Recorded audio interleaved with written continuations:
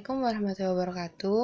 Di sini saya Suci Rodiasari dengan NIM 018 dan rekan saya Dia Aprilia Pratiwi dengan NIM 003 akan mempresentasikan mengenai bab teori agensi demi memenuhi tugas teori akuntansi.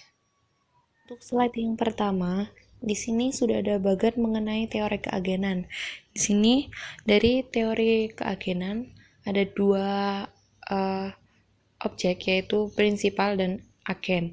Di situ ada lanjutannya, ada asumsi-asumsi bahwasanya keduanya itu mementingkan diri sendiri, menolak resiko, rasional, dan mencari keuntungan.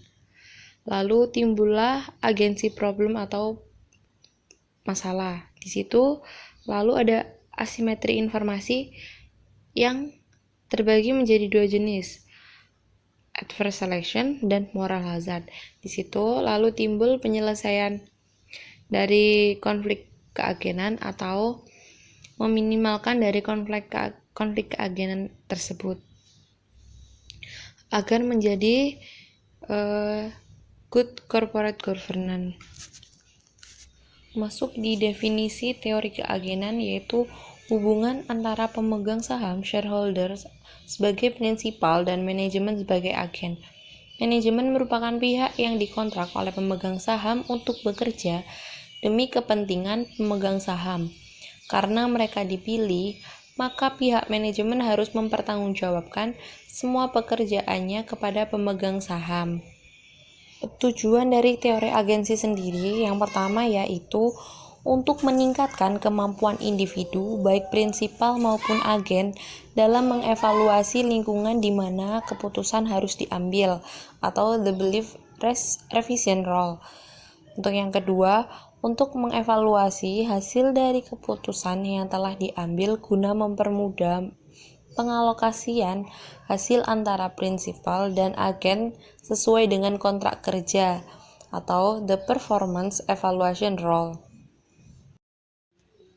Teori keagenan dalam praktek akuntansi.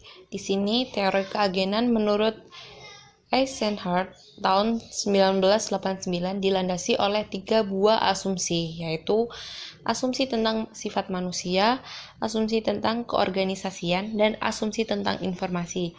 Untuk yang pertama, mengenai asumsi tentang sifat manusia.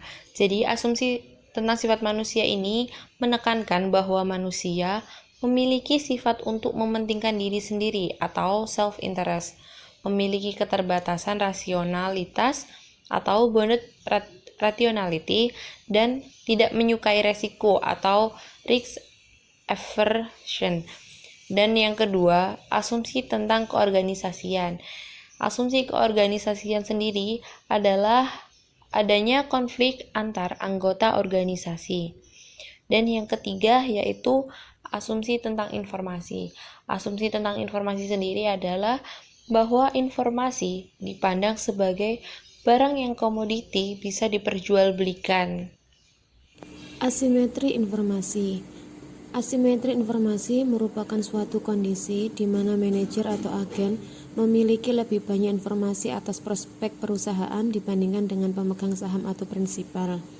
Teori agensi menekankan pentingnya pemilik perusahaan atau prinsipal menyerahkan pengelolaan perusahaan kepada profesional yang lebih mengerti dan memahami cara menjalankan suatu usaha.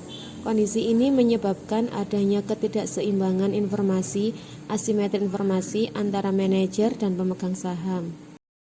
Jenis asimetri informasi ada dua. Yang pertama yaitu pemilihan serba salah atau adverse selection. Adverse selection atau pemilihan serba salah ini adalah jenis informasi yang diperoleh di mana satu atau lebih pihak dalam suatu transaksi bisnis atau transaksi potensial memiliki keunggulan informasi melalui pihak lain.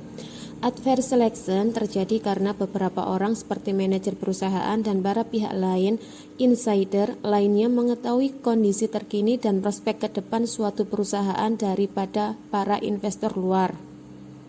Yang kedua yaitu penyimpangan moral atau moral hazard. Moral hazard adalah jenis informasi di mana satu atau lebih pihak dalam suatu transaksi bisnis atau transaksi potensial dapat mengamati tindakan mereka dalam pemenuhan transaksi, tetapi pihak lain tidak bisa. Moral hazard dapat terjadi karena adanya pemisahan kepemilikan dan pengendalian yang merupakan karakteristik kebanyakan perusahaan besar. Biaya keagenan. Ada 3 biaya keagenan. Yang pertama yaitu biaya pemantauan. Biaya ini dikeluarkan oleh prinsipal untuk mengatur perilaku agen. Termasuk di dalamnya adalah penggunaan skema insentif yang dirancang untuk mendorong agen agar bertindak sesuai dengan keinginan prinsipal. Yang kedua yaitu biaya ikatan atau bonding cost.